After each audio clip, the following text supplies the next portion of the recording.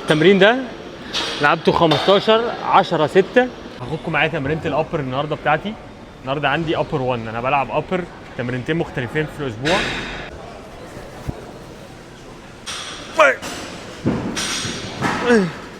ايزي 15 عدة اول ست.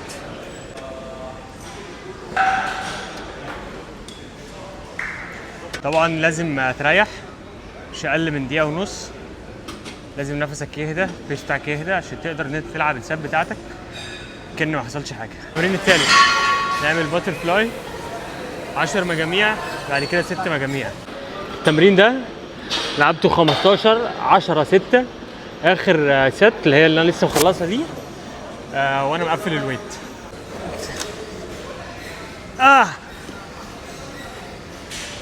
خمسة بلس 1.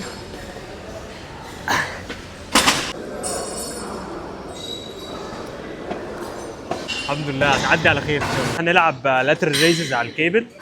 المفروض هنلعب 15 10 6.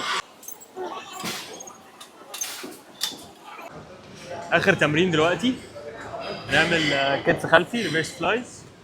هنعمل 15 10 6.